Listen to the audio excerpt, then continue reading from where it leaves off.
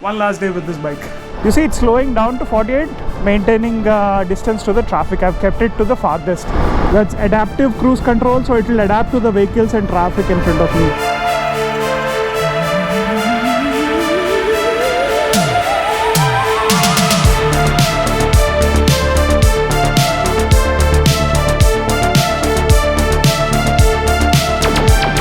So that's the bike, guys, Desert X.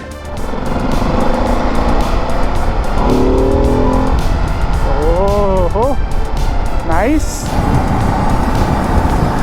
Boy, I love the countryside of Italy, man. Yeah, that's Ducati. He's playing with the Desert X like it's a toy. So she came in last night. In case I haven't shown already, this is the bike I've been riding for the last 2 days. This is the last day I get to have this bike here. Been a sweet company. Thoroughly enjoyed it, man. It's been in the hottest of places, hottest of temperatures, and it handled perfectly well. That parade was one of the hottest I've ever been, but this handled like a charm. I never felt hot like others. Time to head to the track. One last day with this bike. Amazing year. Gonna miss this. Unless I get tempted to maybe upgrade in the future.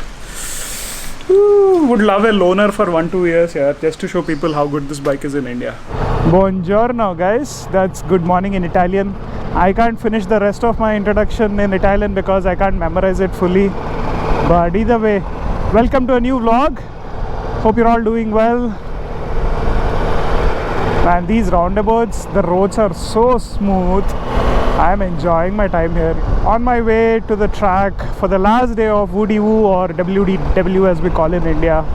It's going to be a fun session today because I'm going to test ride the Desert X and then have an adventure session on this bike. Okay, let me set the cruise control to 55, 53. The speed limit here is 52. Let me come to the side because people can overtake from the right. You see, it's slowing down to 48, maintaining distance to the traffic. I've kept it to the farthest. I don't know if you can see the green light. If I do minus, the gap to the vehicle in front is what's being adjusted right now. That's adaptive cruise control, so it will adapt to the vehicles and traffic in front of me. It's saying there is a hazard, so slow down. But amazing here. Now it's again back to cruising speed. So you can ride even in small speeds, like that's what, 40. Cruise control is disengaged, but it's detecting and slowing down. That's blind spot detection for you. Whenever it reaches a certain speed, you have to take manual control of the bike, obviously, because cruise control works only after a certain speed. So this is good on a highway. In local city routes or towns, this is not, I mean, you can cruise if it's constantly moving traffic, but it's better for the highway. But cool feature. I mean, this will take a lot of stress away from riding. Anyway, how are you guys enjoying the content from the last few days? I have no idea how the views are going to be, but all I'm caring about is how I'm enjoying the ride and how I'm able to share that experience with you. So hope at least some of you are liking it. I think I'm ready to start touring in Europe, especially this stretch is the Adriatic Sea stretch, and I heard so many good things about it. I wish I had this bike for the remaining 10 days, but with my wife it's difficult to carry the luggage and also ride. So whichever location we go, we're going to be there for 2 days. I don't want to complicate things. Maybe we'll rent like a Vespa or something and take it from there. Anyway, you have seen this route already. So let me get to the track and start the sessions on the Desert X and the adventure sessions on this bike. Mind the sweat here. It's so hot outside. Feels so good here inside the shop with the AC. There was some miscommunication with the Desert X test ride slot timings. So they're trying to find a new timing for me. So waiting for that. Till such time, let's explore the Ducati shop here. I don't know if I can buy anything. I don't want to. Sab ho gaya kharcha. Just want to show you some of the stores that I didn't cover on the first day.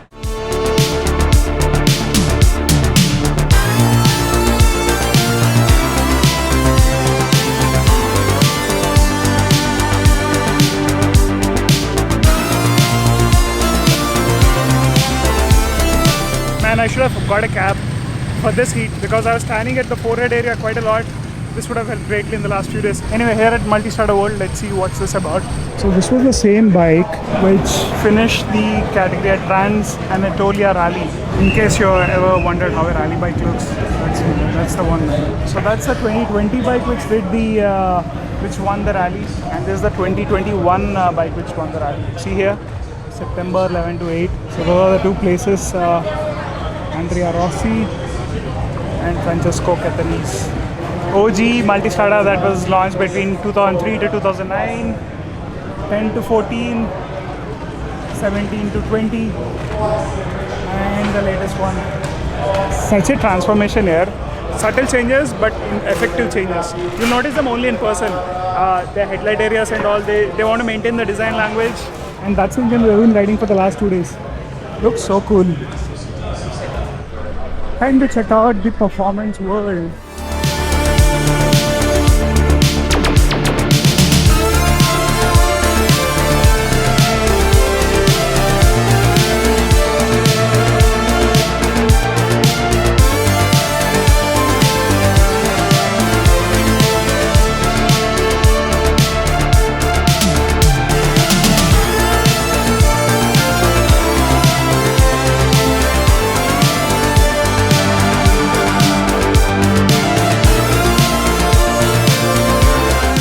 Someday we can pull that lean angle off, but looks quite a lot there. That's one cool looking car. Love the paint scheme on this one. Top speed is 355 and 0 to 100 in 2.8 seconds. 600 kilowatts, that's almost 900 horsepower here.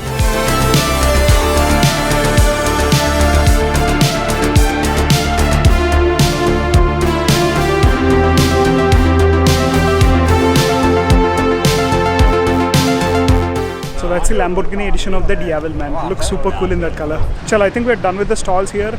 Gonna go quickly check with the media team when my Desert X test ride is. Once that's done, I will check out few other stores near the test ride area because that's where some of the accessories are. Finally, the Desert X test ride slot is confirmed. So it's at 12 o'clock, another 15-20 minutes to go. So I got checked in here and the bikes are there with the group one. Once it's close to the time, I'll just go there. So that's the bike, guys. Desert X in person. Looks amazing, right? This is a unique signature for Desert X here. It is noticeable even from a distance. Looks so good with projectors and the DRL there. And I love this color. It looks like a perfect off-road vehicle. But I've heard so many good reviews about how good this bike is on-road too. Let me show it to you from the back.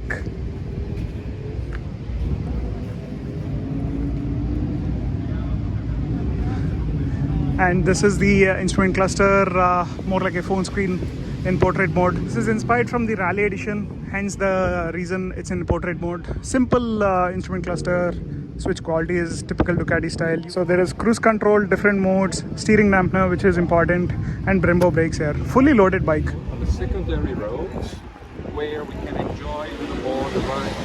Everything is already being set up in the touring mode. So that's going to be my bike for another 50 minutes of a test ride. Man, super excited. Not bad. I can flat foot. Chalo, let's start. This is the Multistrada V2's engine, not the Monster. I mean, the base could be the same, but the tunings are entirely different to both the V2 and the Monster. So I'm part of this test ride group called Group 1. There are 4 groups of different kinds of bikes. There's a Multistrada, there is a Monster, and a Scrambler. So here you follow all the rules to the dot. There will be a lead and a tail, so you have to always stay in between. And in between, if you get a stretch, you can enjoy the bike.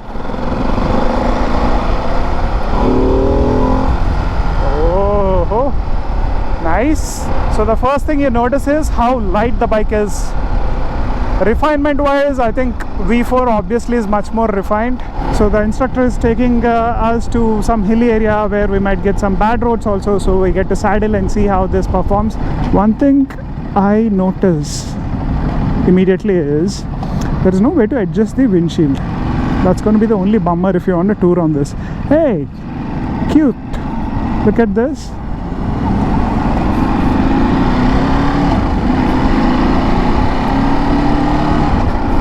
I like the sound of this bike. So this competes with the 850 in its class, the 850 GS that I have. And one thing I notice immediately is how there is no dive in the front suspension and the front suspension is adjustable on this, so you're sorted. You can tour happily on this, unlike the 850 where you can tour, but it's not the most fun way to tour because it's kind of wobbly at high speeds. Man, this bike is so comfortable for saddling. Spiti ride on this bike would be so much fun. Spiti Zanskar would be amazing on this bike.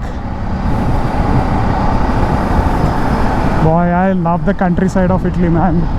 And this has quick shifter, which also works as smooth as the one on the V4. Downshifts,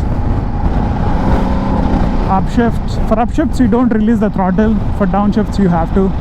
So that's how a quick shifter, two-way quick shifter works. Pretty smooth handling on the corners there. I don't think you can see it on the camera, but this road's pretty bumpy and it's handling with ease. Brakes are decent. It's just that the bite comes a little later than you expect, so you need to get used to this. Oh wow, man, this is beautiful, guys. Amazing. Let's talk briefly about the specs of the bike.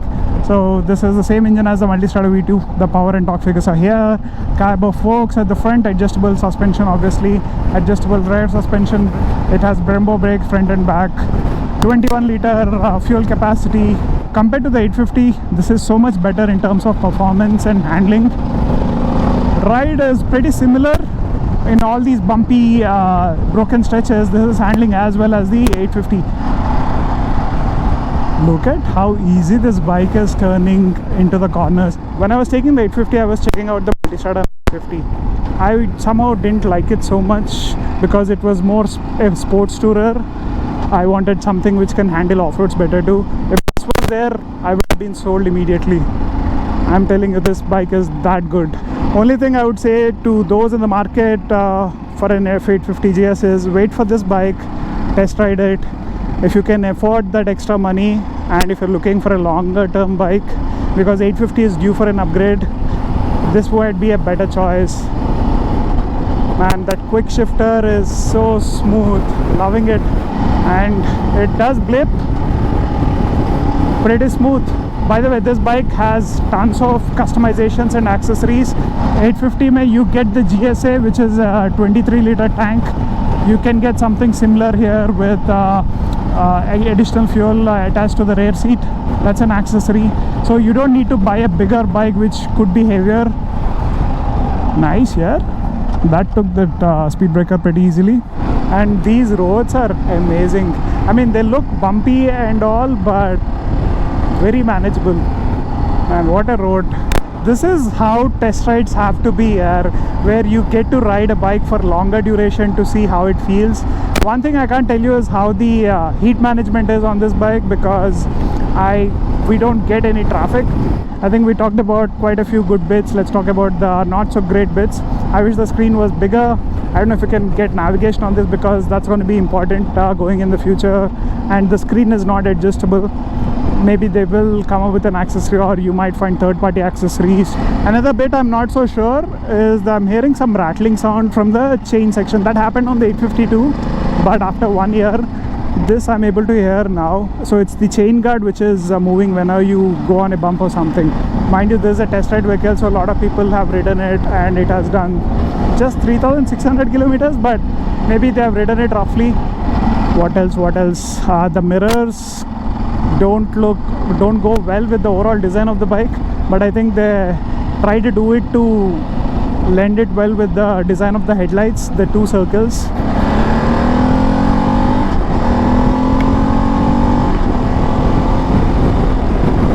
In case we didn't talk about performance earlier, that's the performance for you. Compared to the bikes in its class, probably one of the best performing ADVs out there. I can say it's definitely better than the 850. Not sure about the Tiger because I don't remember. It's been a long time since I rode it. In terms of vibrations, you get good connect in the handlebar with only slight vibrations, nothing on the foot pegs. But mind you, I'm wearing climb boots, they're very thick. I don't think there are any other negative bits that I can see.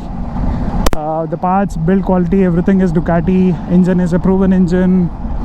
Fuel efficiency, maybe in India it can be around 15 to 18 kilometers per liter, can be better on the highway. If it gives 22 kilometers per liter, you're sorted.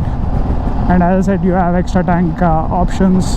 I think one point I didn't cover is the design. I love the front end of this bike. Rear end looks a bit like the Desert Sled with the inverted light. The tank and fender panels look better in photos and videos. In person they look a bit big for the overall proportion of the bike, but that's probably done to replicate the design of the old Desert X. What else? We covered design, performance, ride, handling, features, yes. The bad bits, yes. So yeah, I think that completes the first ride impressions of the Desert X. Let me enjoy the ride for a while and the countryside of Italy, because we have another 5-10 minutes of ride. I've been vlogging throughout. I just want to enjoy the countryside and also this bike. See you at the track. It does pop a bit.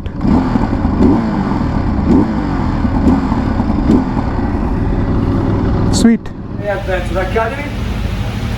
You know, the briefing, the technique, because it's the third time she Third time. We give you the opportunity to test our school for 1 hour, 20 minutes of briefing, 20 minutes of school field, 20 minutes of track. I am Andrea Rossi, the technical director of the school, and I'm a test rider in order to develop the bike like a Multistrada. You sit on the bike, you can move a lot on the bike. If you stand up, you can move back, front, left, and right, and then you can balance more the weight. Look the picture. Weight is on foot base, not on the steering. What means? Stand up on the bike, straight situation, flat area, ride the bike, whoa. All the weight is on the foot base. Steering is, I hold hard, but not pull or not push. First mistake is ride like this. You feel pain in your hands. To ride like this, you charge too much the front tire, your front wheels. You feel too much the obstacle, and also if you enter inside the corner with a lot of weight on the front, you can lose the front. We want to turn right. Push the internal foot back in order to incline the bike inside. Move the steering to make the corner. At the same time, move your body, this part of the body, outside in order to balance the weight. The bike wants to crash inside because no speed. But with this part, with your internal knees, you lift up the bike. Time for our DRE track session, but check out this guy, man. He's playing with the Desert X like it's a toy.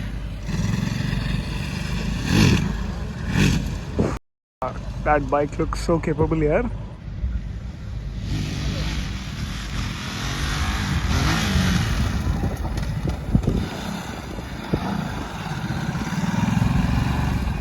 Hopefully one day, maybe we'll get to that stage. I picked the familiar bike, Multi V4.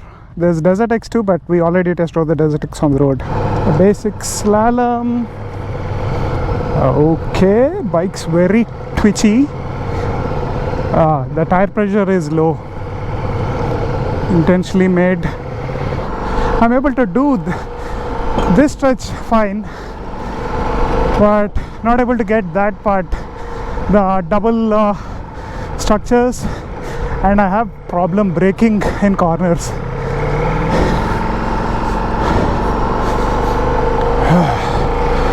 This is easy peasy.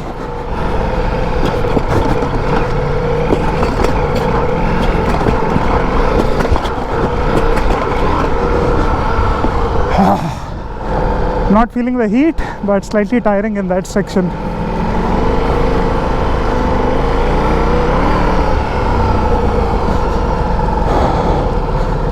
During the middle of the session, the battery died on the GoPro. I had the spare batteries in the back, but it was in the middle of the session, so I couldn't go back and change. I should have checked before the session started, but that's okay, man. It was just too many things going on in the head. but that session was one of the most exhausting session, more than the track, because it was so hot at 3 p.m. And we did so many rounds, practice rounds on the practice circuit, and then we went to the main track, where after 2-3 laps I was so tired, my legs were shaking, and I lost a bit of focus and dropped the bike. Nothing happened, all good for the bike and me, but man, it was pretty challenging.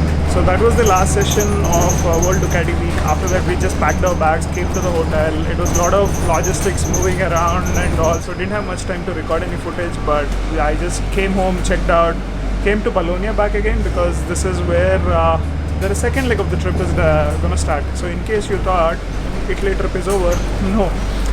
The first 3 days was about the World Ducati week. It's all about bikes, and now I'm gonna explore Italy along with her. So she came in last night and last evening, so she managed on her own all the way from India for the first time, so good job. Today we're gonna stay in Bologna, explore a bit of Bologna. After this at 2:30 we still have some Ducati event left, so we're gonna have a tour of the Ducati factory, because that's going to be very historical and epic here. I heard so many things about it. I'm super excited to check it. So that would be the last of Ducati experiences in this trip. After that, in the evening we're heading to a nearby town called Florence. So that's the plan for today.